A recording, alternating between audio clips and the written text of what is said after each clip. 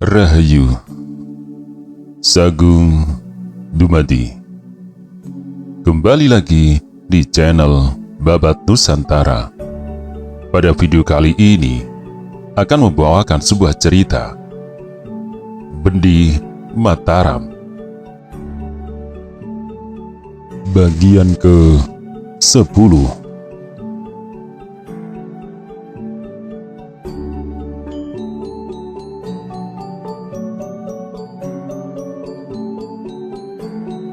Katanya lagi, "Baiklah, aku akan menghadapi sebisaku. Tapi seumpama aku kalah, larilah kau ke timur. Carilah sebuah gunung yang terletak di sebelah utara Begelan. Gunung itu bernama Gunung Damar. Di kaki Gunung Damar sebelah timur ada dusun bernama Sejiwan. Aku punya seorang sahabat bernama Kiai Gasan. Dia seorang sakti. Di dusun itu, ia membuka sebuah perguruan, muridnya 5 orang. Jika kamu datang atas namaku, pasti dia mau menolong kesulitanmu. Kau dengar pesanku ini?" "Ya, Paman," sahut Kodrat sambil menelan ludah.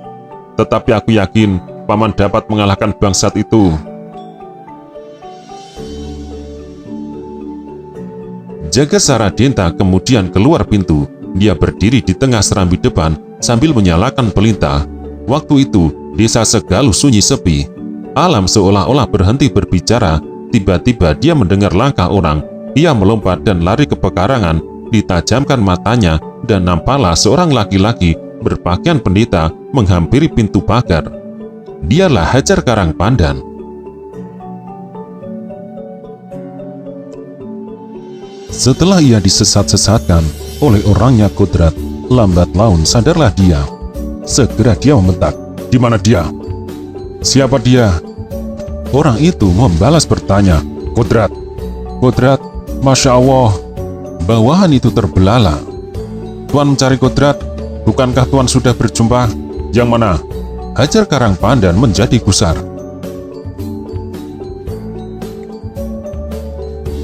"Tadi yang Tuan bekuk di depan gardu." "Ah, kenapa kalian tak mau bilang? Jahanam!" maki Hajar Karang Pandan. Dengan penuh kemarahannya, dihajarnya mereka habis-habisan. Kemudian ia lari mengejar. Sebagai seorang yang telah mempunyai banyak pengalaman dalam perantauan, dengan cepat ia dapat mencium jejak buruannya.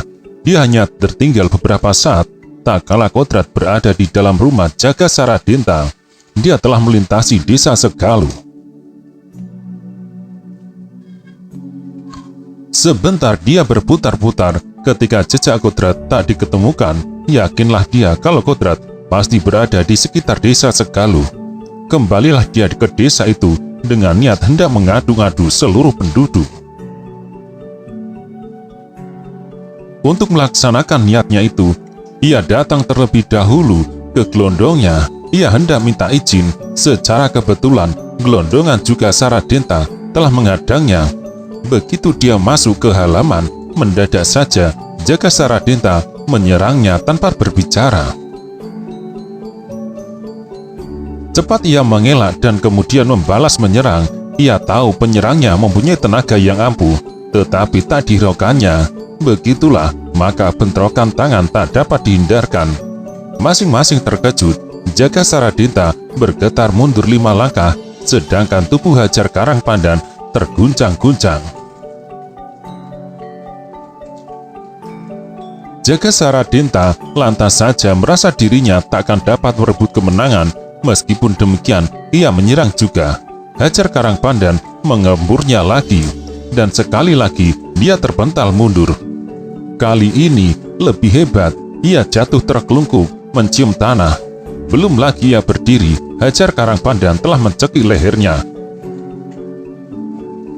"Kenapa kamu menerjang aku tanpa bicara?" tegurnya. Jagasara-Denta tergugu, direnggunya cekukan itu. "Kau seorang pendeta masuki pekarang orang di tengah malam. Apa maksudmu?" sahutnya. "Aku mencari buruanku." "Siapa buruanmu?" Hajar Karang Pandan menimbang-nimbang. Niatnya tadi mau meminta izin kepada gelondong dusun Segaluh. diurungkan karena ketinggian hatinya. Ia meludah ke tanah. Aku tak bermusuhan dengan kamu, tapi kamu menyerang. Bagus, kalau kau masih penasaran, lain hari aku datang ke sini. Sekarang aku tak punya waktu lagi. Jaka Saradinta sadar ia bukan tandingan si pendeta, maka ia berlaku sabar. Tuan seorang pendeta, pastilah hati Tuan lebih lapang dan lebih berbudi daripadaku. Maafkan perlakuanku tadi Tuan. Aku Gelondong Dusun Segaluh.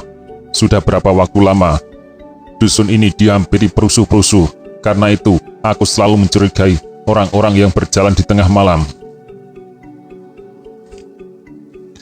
Hajar Karangpandan tertawa dingin, pandangannya menyelidik ke dalam rumah. Bagus, dengusnya. Seorang gelondong menyembunyikan seorang buruan. Apa itu benar? Siapa buruan Tuan? Bantah Jaka Saradinta. Memang aku punya seorang tamu, tetapi dia keponakanku. Hajar Karangpandan diam, ragu mendengar ujar Jaka Saradinta. Orang itu membakar rumah dan membunuh orang. Dia melarikan orang pula, katanya sambil mendongakkan kepala. Siapa dia? Jaka Saradinta terkejut, tetapi sandiwara kodrat tadi masih saja mempunyai pengaruh dalam hatinya. Ia mensiasati Hajar Karangpandan. Ia mencurigai kelicikan orang, lantas saja berkata meneruskan. Di mana ada kebakaran dan pembunuhan? Kalau kau tak percaya kata-kataku ini, ayo ikut. Di sana, di timur, desa Karangtinalang. Kau seorang gelondong. Baiklah, aku menaruh percaya padamu. Tetapi, kalau buruanku itu ternyata bersembunyi di rumahmu, akan kubunuh seluruh keluargamu. Setelah berkata demikian, sekali melesat ia hilang dari pandangan. Jaka Saradinta tertegun keheranan, kagum dia akan kesaktian tamunya. Pikirnya, dia tak berniat jahat. Kalau dia mau, pastilah nyawaku sudah melayang. Barangkali kodrat yang salah tafsir. Memikir begitu, lantas saja dia masuki rumah. Waktu itu, kodrat telah lama mengintip di belakang pintu. Melihat Hajar Karangpandan meninggalkan halaman, legalah hatinya. Ia terus menyongsong pamannya. Mengapa bangsat itu paman biarkan berlalu? Berdebah, sini kamu, bentak Jaka Saradinta. Aku bukan bangsat penakut, tapi aku membutuhkan keterangan yang benar. Sekarang ikut aku. Kemana? Kodrat gemetaran. Ke Karangtinalang, sahut Jaka Saradinta. Perempuan itu biar ditemani bibimu. Aku tanggung dia tak akan terusik oleh siapapun.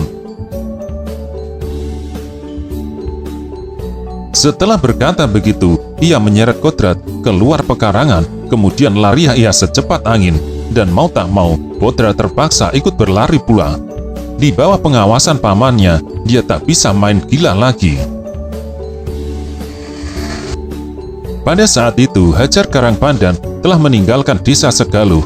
Ia kembali ke desa Karangtinalang. Tujuannya hendak mencari jejak yang lain.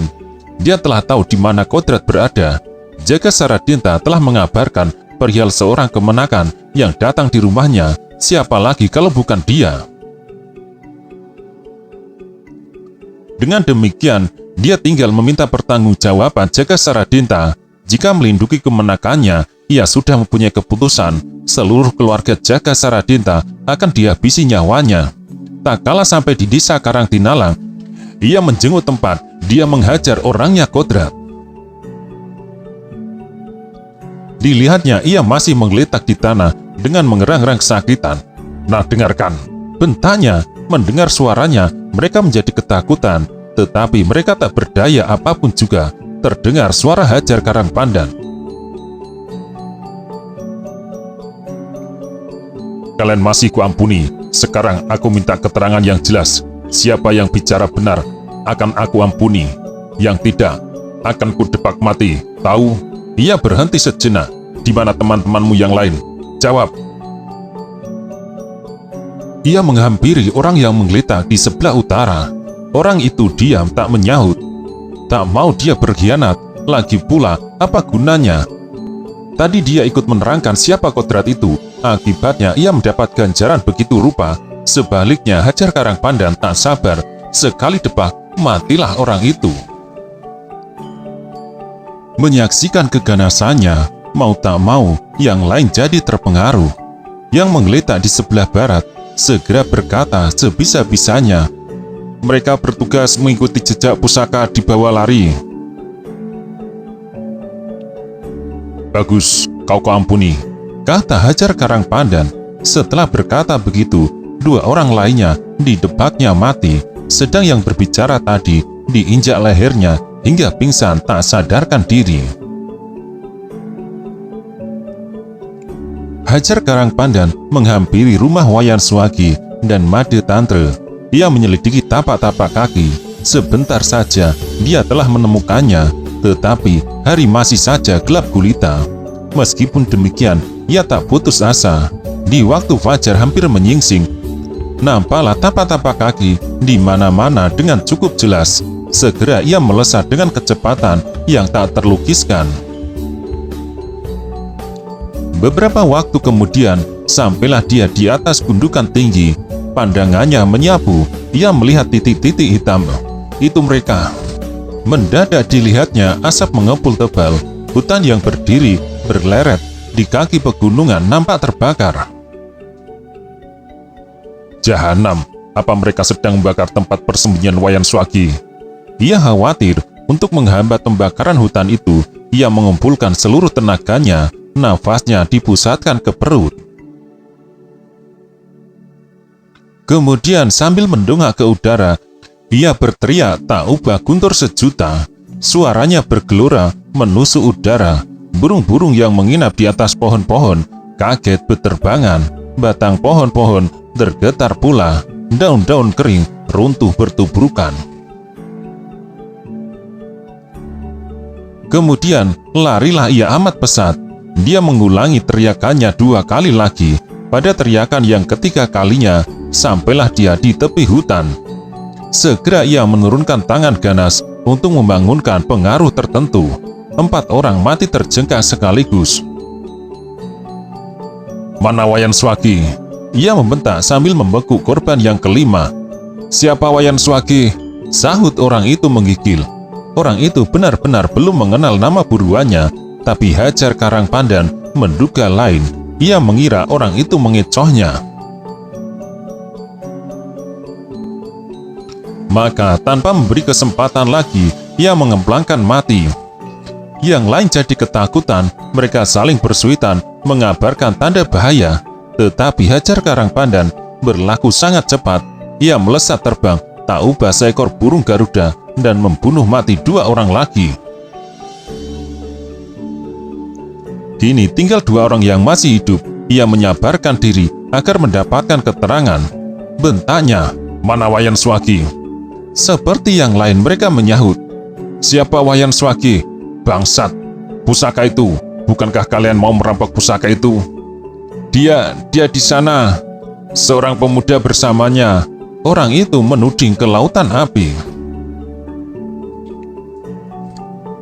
Betapa hebat pengaruh kata-kata itu terhadap Hajar Karangpandan yang tak dapat terlukiskan. Dengan mata liar, ia merenungi nyala api. Hatinya serasa hampir meledak. "Apa pemuda itu pimpinanmu?" dampratnya. 2 orang itu akan membuka mulut. Mendadak Hajar Karangpandan telah menerkam dahsyat. Mereka terpental ke udara dan menghembuskan nafasnya yang penghabisan sebelum tubuhnya terbanting tanah. Hebat gempuran itu, dia berhasil menewaskan 9 orang seorang diri. Sebabnya, karena mereka telah merasa ngeri terhadapnya, mereka telah kena gertak sebelum bertempur. Hajar Karangpandan menggeram seperti seekor singa. Pandangannya tak beralih dari hutan api. Tiba-tiba ia meloncat ke dalam dan terbang menjelajah hutan yang sedang terbakar. Tetapi meskipun berkulit tebal, tak seorang pun tahan berenang dalam lautan api. Sebentar saja, dia melesat keluar dan berdiri tertegun dengan hati terguncang hebat.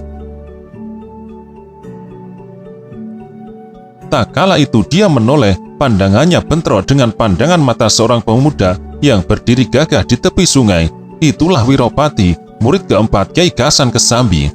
Tanpa berbicara lagi, Hajar Karangpandan lantas saja menyerang. Wiropati terkejut.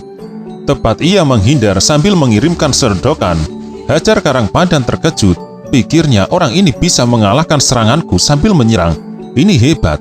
Ia mengulanginya lagi, lebih dahsyat. Hajar Karangpandan mempunyai watak mau menang sendiri. Sebaliknya Wiropati bukan pula orang sembarangan. Dia angkuh dan tinggi hati. Selain itu, seluruh hatinya bersujud kepada perguruannya. Menurut kepercayaannya, tidak ada ilmu lain yang bisa menandingi ilmu perguruannya. Demikianlah, jika mendapat serangan lagi, tak mau dia menghela. Ia ingin mencoba-coba seperti yang dilakukannya pada orang Banyumas. Kesesudahannya, ia menumbuk batu.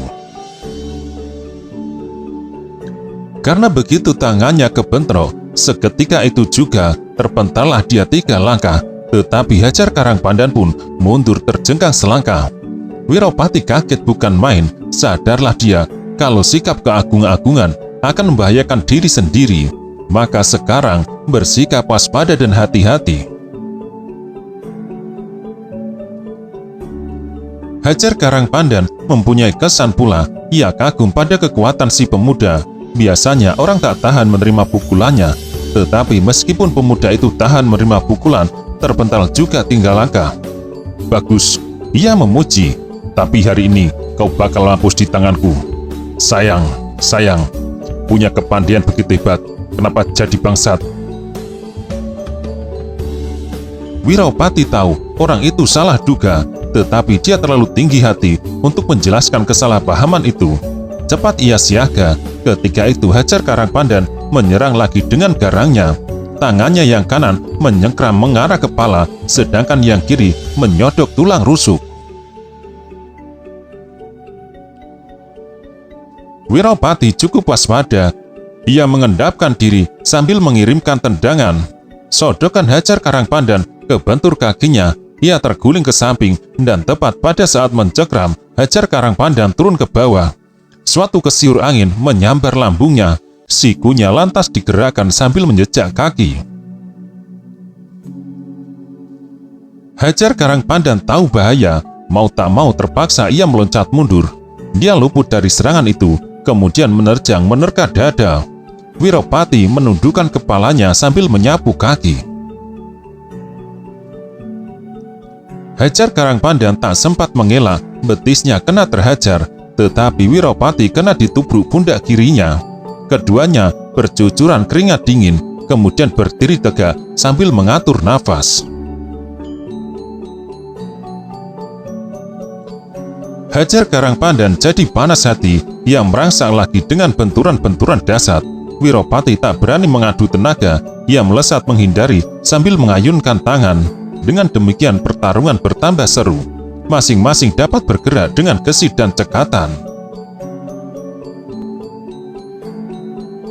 Kala itu di pinggir gelanggang berdirilah 2 orang laki-laki yang mengawasi pertarungan tanpa mengedipkan mata.